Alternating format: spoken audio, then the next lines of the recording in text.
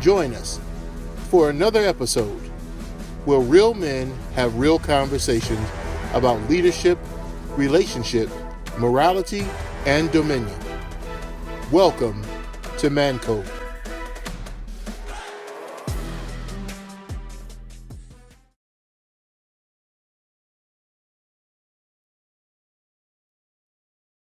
Well, welcome back, Man Code audience. I'd like to thank you for joining us again for a great Man Code conversation.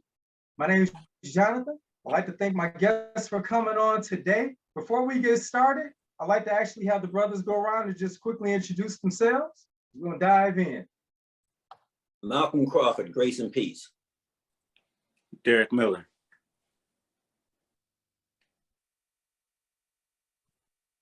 Ramil Washburn. Gary Pham. What's going on, everybody? It's Austin McMurray. Good to see you all again. Danielle Lewis, welcome back to the Man Code Conversation. Thank you, gentlemen. If you didn't catch last time, we were talking about fixing the broken family.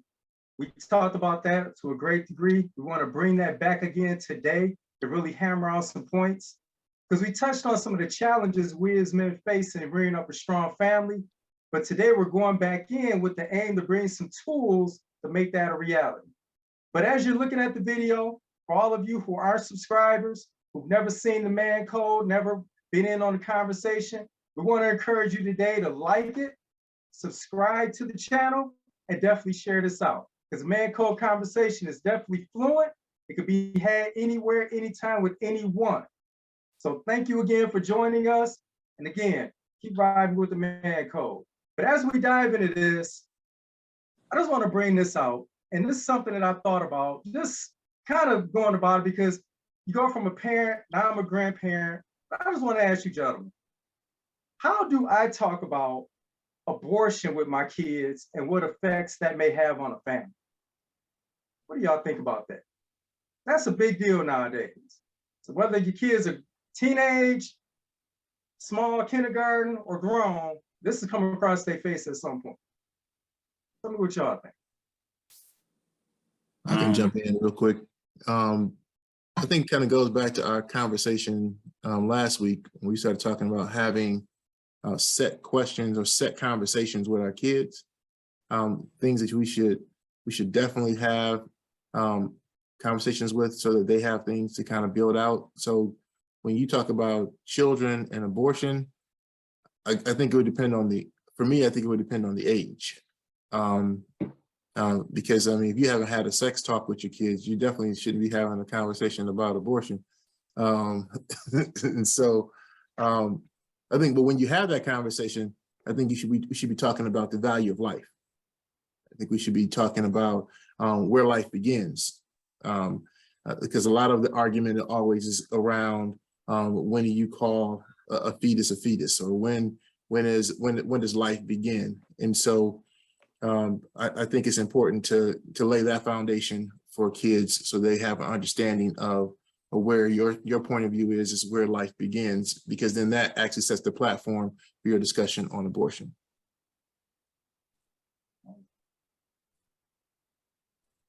Yeah, to add to what Danielle's saying, I definitely think the conversation is going to be age-based. Like, if you haven't had like the circle of life conversation, Mufasa, he's gone, he's grass now, and all of that, it's hard to come back into, oh, this is what abortion is. So young kids, they're gonna have to understand a lot of basic stuff. So you kind of have to see how in depth you get with that. But another thing I think is important to add to that conversation is reasons why some people might get an abortion. I'm not saying that, it's right, wrong, all of that, but saying that when you have that conversation and you're telling them why you value life, where life begins and everything, and it's like, okay, this is what we believe. This is why some people go this route. Now, I say that, because I think it's important that we try to see what people are thinking. That way it's not like, like not trying to hate people. You know, it's like, okay, they might have been scared of this result.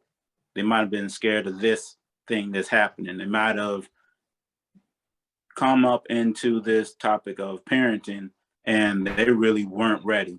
Not to say that anyone's really ready, but these are the reasons why people get scared. These are the reasons why people are doing this.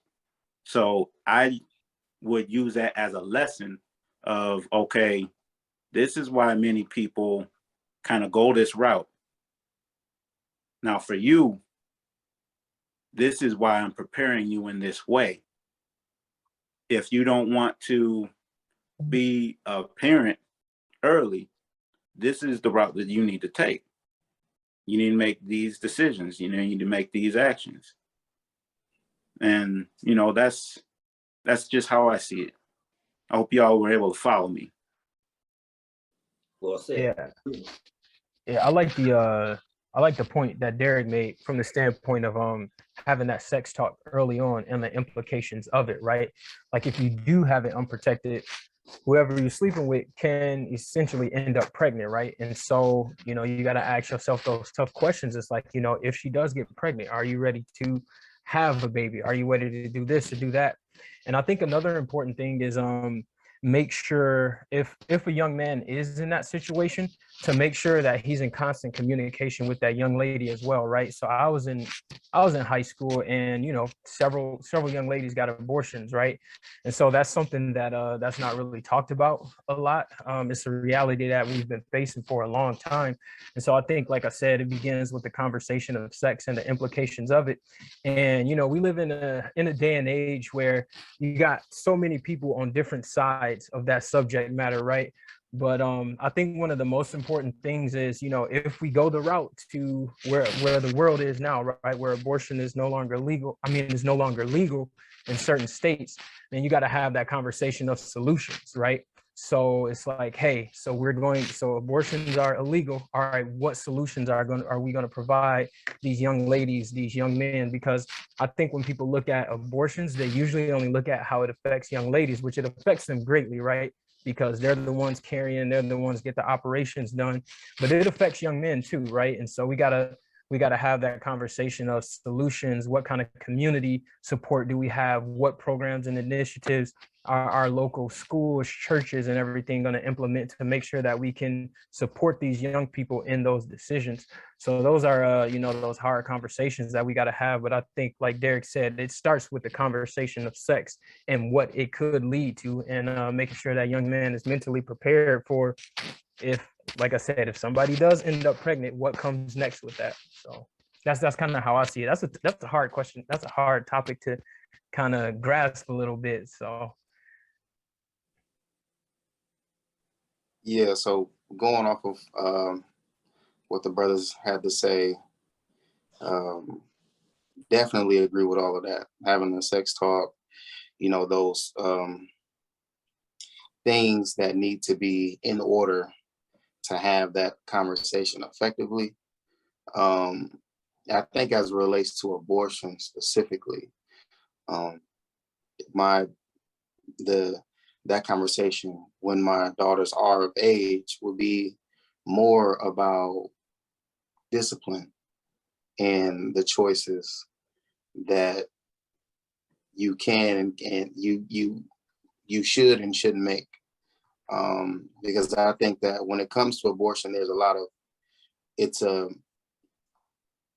outside of the cases that aren't in people aren't normally in control. You know, you have situations where things happen and there's, you know, the effects after that is, you know, pregnancy.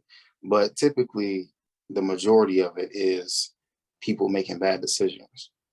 So I think that having a conversation just about discipline, just something that I am always, that's always a talking point whenever something happens I mean, it could be anything. If they're, some sort of attitude or dealing with, maybe it's homework or some sort of new form of study that they are getting accustomed to, it's always discipline. So I think that having that conversation, letting them know, how it works with, the things that happen that lead up to that decision, and also, preparing them on the back end before even getting to that point where there's a, the input, just the importance of discipline and being able to make the right choice and being patient and being tactful with decisions. Oh, that's good. I like that. I think also it's very important that we do have this conversation, but I think what's overlooked sometimes is, we ask, when do we have that talk with our kids? I think sometimes that in some cases, we might need to have that talk with the parents because they might not be well versed on this. Before you have a talk with your kids, you might have to make sure that you have a good understanding and some things that could transpire after this conversation, because a lot of times parents are just knowledgeable. We assume that they know, but they don't. So for the first thing I would say to the parents, make sure that you're equipped, that you're prepared to talk about this. And also, as you talk to your children, have an ear to hear. Don't be too antsy or ready to jump on something if they respond to a way that you don't like. You see what I'm saying? Because we want to be sensitive to what they have to say. But at the end of the day, you just want to bring truth, clarity, your perspective. Of course, what the Bible says about that if you're a believer, and that should be your perspective. And just bring that and share that with them. You guys gave some tremendous insight. So I don't have anything else to add, but just make sure that you're equipped to have that conversation, that you're ready to listen, and that at the end of the conversation that there's been clarity and everyone has expressed themselves, and that you have a direction on which you want to go. I'll just add something, just a small bit, because the brothers, I think, touched it well and great responses. I would always put the Christian perspective first. What does God say? What does the Bible say about it? And also the being responsible, that was echoed throughout, being responsible for your actions, being held accountable, not just for you, but the individuals involved. And lastly, how it would affect the society that we live in, the chatter, outside noise that's going to come in and affect you, because there's going to be some brazing, some talking, and it could just send you in a tailspin, where you could cause you to do something if you don't have the counseling or the guidance to get through these problems, that outside chatter could cause you to be misled in a bad way.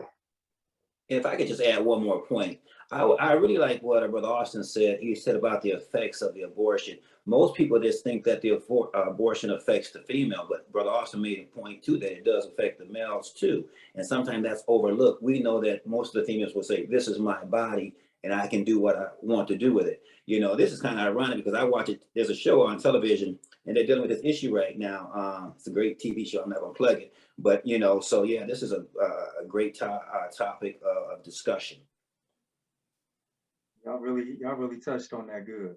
Because one thing I heard in all this was be responsible. So that's one thing. And just number one thing I will say as a parent, find out God's view on it. And I think that'll direct you wherever else you need to go in that conversation. But being that we're still on kind of, I want to say like an outlier topic of the family, I want to ask y'all this. And I don't have data to really support this, but this is all opinionated.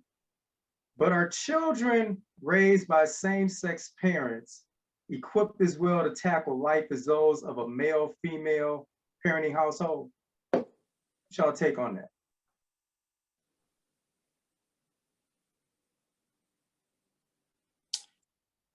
I'll jump in on that. Thanks. Like you said, there's not a whole lot of data out there that will support one way or another. On anything that you do find, there's always the question of what kind of bias is inside this study. that could be swaying it, whatever data they're using, whatever sample groups. So like you said, this conversation probably be highly opinionated. What I would say, I do think that children inside same-sex households versus those with a man and woman, I do think that either situation can be healthy and or could be toxic. No, it really depends on the person. I do think that a child coming from a same-sex household can be successful, think that they can learn and do everything just about the same. But I think what the difference is the kind of thinking or worldview they might take on as they are progressing through life. Inside a same-sex household, you know, you can see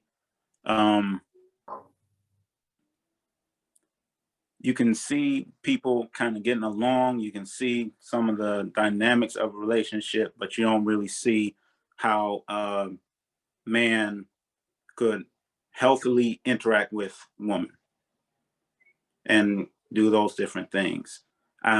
It's kind of hard to say, but I do think that there is a certain balance that comes with a male-female household, led household. But yeah, what do y'all think? I think that I mean, us, as human beings, adults or children, are both male and female. So I think that there could be a overconsumption of a particular energy inside of a same-sex household, and a skewed look on whatever gender is not present. But yeah, I think it could be healthy, it could be toxic on both ends. But I think that there would have to be a very intentional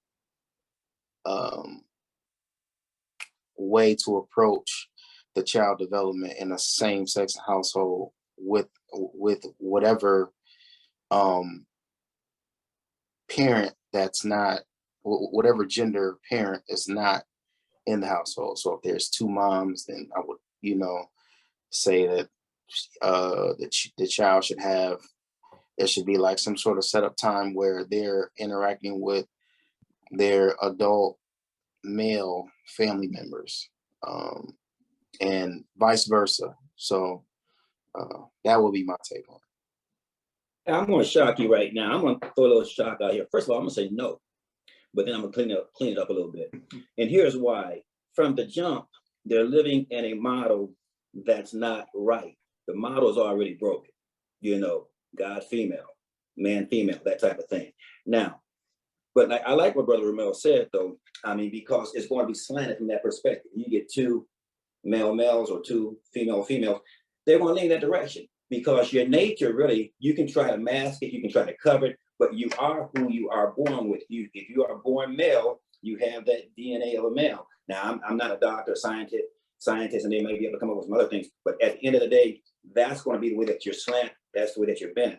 But yeah, like I say, now the parents, the two-parent home can be successful. I'm not going to say it's doomed for failure, but I will definitely say that there are going to be more challenges and so forth. And because already, like I say, it lends itself to that. There's going to be questions that you have to deal with. There's going to be hard questions. There's going to be difficult answers. The kids are going to go through things when they go to school, parent-teacher conference, what's going to take place. They're going to have so many different dynamics to deal with that in a normal family, that there's no perfect family anyway, male, female. Everybody's going to have problems. We all get that. But if you're doing something that's contrary to the will of God, and the Bible says, unless the Lord build a house, we labor in vain. So, from that perspective, it's going to be challenged. But yeah, I mean, in lieu of all that, I think they can come out okay. You do the best that you can, but it's still going to have some issues. that they may never get over unless they get some great counseling and where God comes in to help assist them with some of the things that they went through as a younger person or may have even experienced because of that type of relationship. Because I've heard of situations where children have gone to conferences and so forth, and people talked about them, and you got to deal with all this type of stuff, and you got to go to school with that. You see what I'm saying? Or wherever you go, you know, that type of thing. So, but yeah, that's my belief on it. Because of the model is broken, you're going to have more challenges. I'll just jump in and add a little bit with Pastor Crawford, you know, on the model. I believe, you know, the construction of it, male and female, kind of like lays the foundation. And anything outside of that, I feel is not going to be blessed. I think it's doomed for failure. And I don't want to throw something in right now, but it's something that we're facing now in our society, you know, with the same sex. You know, we got this another outbreak. So I won't get into that. I'll just leave that there. But going back to the question, I don't think even if you don't have the nature, if you say if you have two males, you don't have, the male doesn't have the nature of a female. So if you have a female child, how can that male represent a model parent without that nature inside of them? So that child, if it's a female, she's not going to get what she needs from a male because he can't present it. So the representation and the value system is going to be swayed in a way, and that's just going, to me, it's just going to be another benefit for that to be replicated in a same fashion. Because normally as we parent the way we were parented until we know better. You know, at least I can speak that way for myself, you know. So I think I got to go back to the Christian side of it. I don't think it's going to work because it's not God's will. Yeah, so I'm glad I actually went second to last because I got an opportunity to hear everybody's viewpoint. Because as I'm hearing you guys, it's like the reality is that to everybody's point, you still get those same dynamics in a husband and wife relationship. So as a father, if I had a daughter, and I do, but if I was a single father with a daughter, all my daughter is getting is a single father's perspective because she's with me. That means I would have to try to expose her to a female or a female's auntie or grandmother, my mom, or somebody, basically, in order for her to get that feminine, you know, that advice with how to groom up. You know, I'll have to do reading on how to best groom my daughter up. And so when we say that, you know, two men in the household or two women in the household may mess up that dynamic, you still have those dynamics. If I was in a single parent, I was the mom. As a mom, I'm being the father and the mother in the home. If I'm a single father, I'm both in the home. And so the dynamics are not necessarily, I think that was the issue. It's the identity piece. I think that's being attacked. So those children, when they grow up, will no longer look at the family structure as being one woman and one man and children. They'll see the dynamic as being anything. There will be no structure for it. It'll be any and everything because that community embraces everything that is a taboo or a societal difference. So it's embracing cross-dressing, it's embracing transgender, it's embracing same-sex couples, it's embracing basically everything.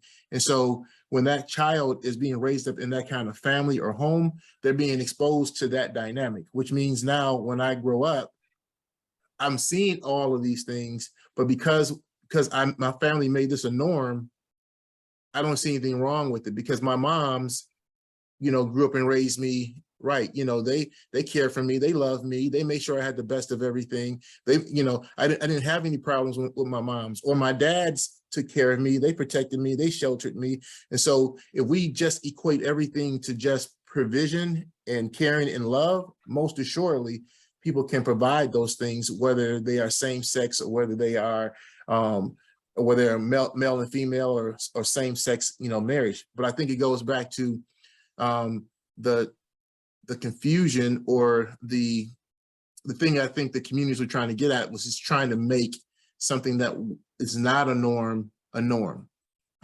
Because the more, it's like the same thing. My daughter's Caucasian.